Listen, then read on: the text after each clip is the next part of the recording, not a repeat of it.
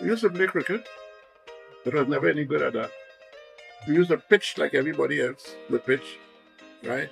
At a certain age, I made a bow and arrow and used to be shooting all over the place.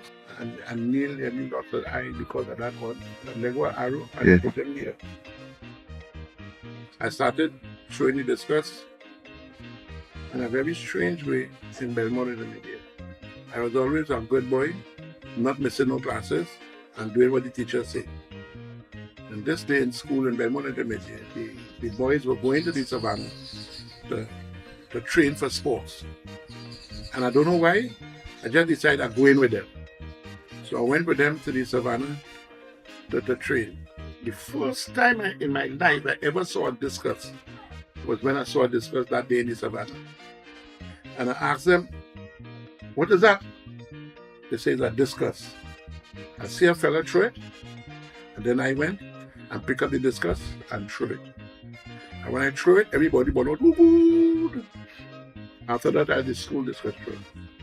At Easter of 1964, a team of schoolboy athletes from Trinidad went to Jamaica to compete against the Jamaican schoolboy athletes. I was one of the people from Trinidad who went. The two fellas from Belmont Intermediate who went. Hubert Wellington and myself went to Jamaica and threw the discus. To cut a long story short, when I stopped throwing the discus, I was Trinidad champion.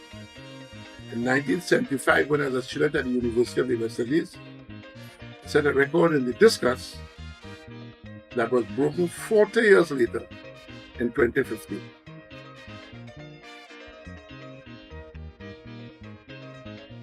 It was in Tesoro Games.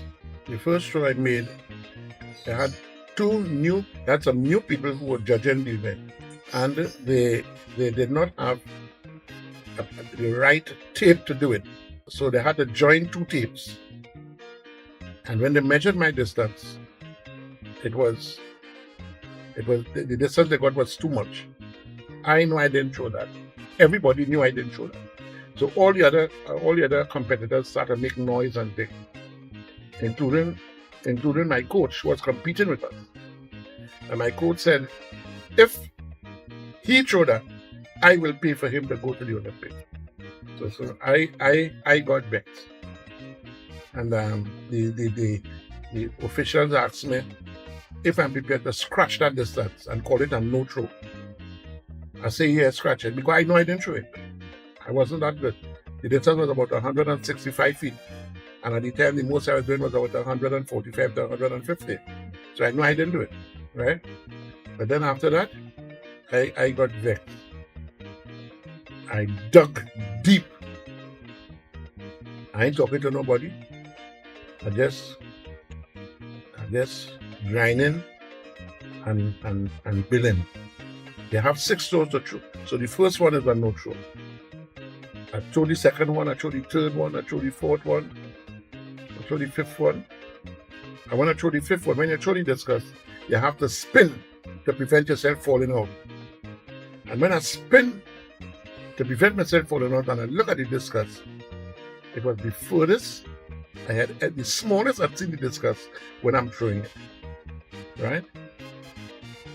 That was the record for Tesoro Games.